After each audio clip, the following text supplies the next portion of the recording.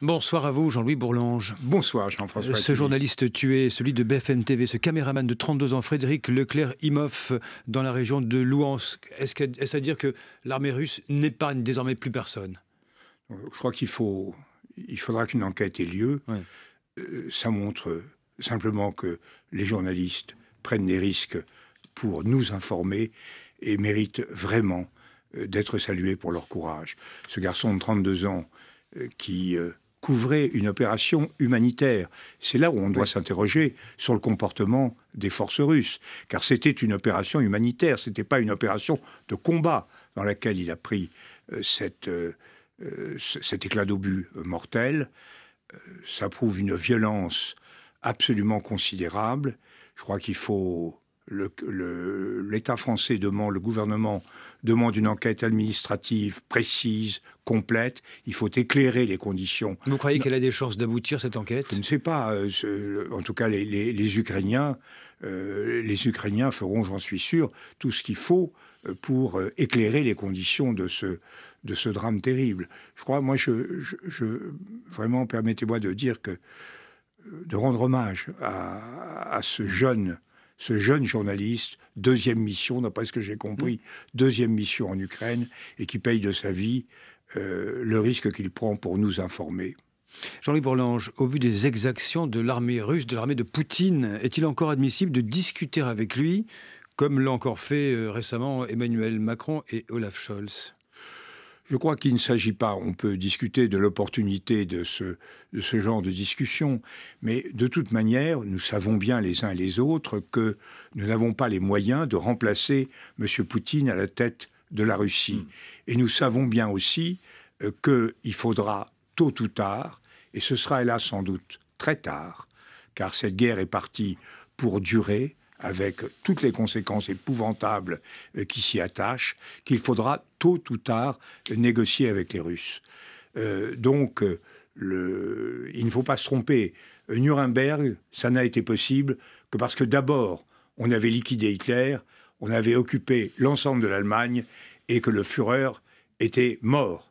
Et là, on n'est pas dans ce cas de figure, on est dans un cas de figure très épouvantable, car je crois que les exactions, les violences, l'acharnement contre les civils, les massacres systématiques de l'armée russe doivent vraiment être répertoriés, recensés, qu'on doit effectivement accumuler les preuves pour un éventuel procès contre ces dirigeants et contre les fauteurs de guerre. Mais il faut savoir que tant que Poutine sera en Russie, à la tête de l'État, c'est de lui que dépendra la paix.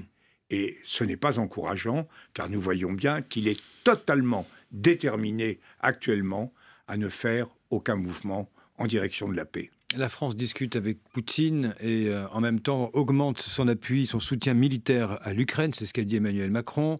Vous avez les Turcs qui discutent également avec la Russie pour faciliter l'exportation notamment des céréales et en même temps livrent des drones à l'Ukraine.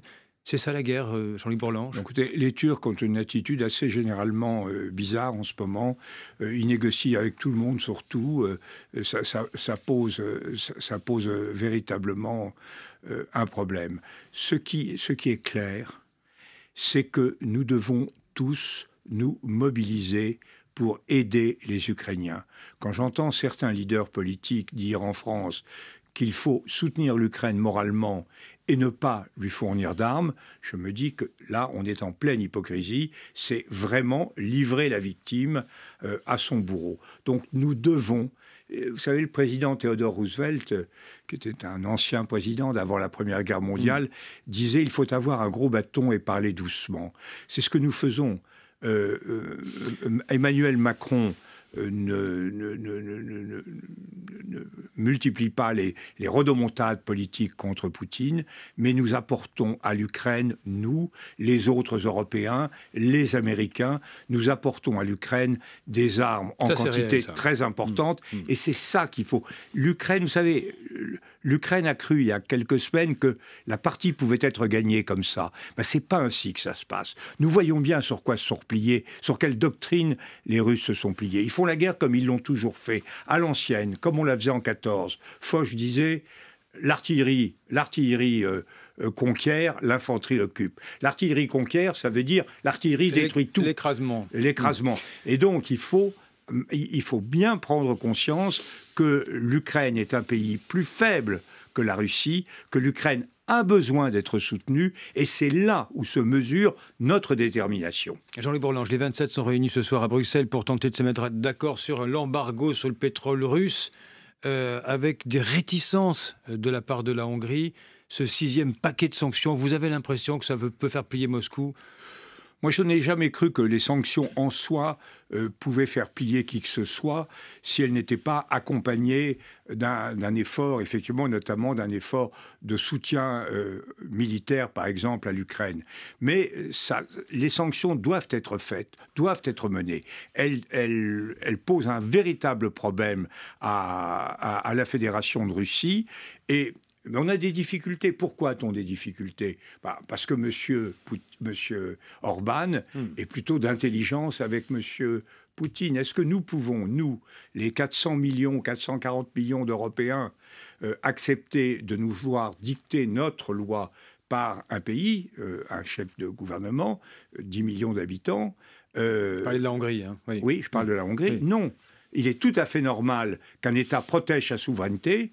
Il n'est pas normal que cette protection de souveraineté se traduise par la paralysie de tous les autres. Ultime question, la visite de Catherine Colonna, la nouvelle patronne de la diplomatie française à Kiev, avec ce soir Volodymyr Zelensky, elle était nécessaire, il faut lever quelques malentendus ? Oui, je crois il ne faut pas, comme je vous le suggérais à l'instant, il ne faut pas laisser croire qu'il y aurait une véritable division. Il y a en fait une grande partie des Européens qui sont des enthousiastes, les Polonais, qui estiment qu'on doit aller jusqu'au bout, faire plier les Russes, d'autres, comme nous, qui sommes plus prudents, plus attentifs au rapport de force. Mais en réalité, nous sommes d'accord.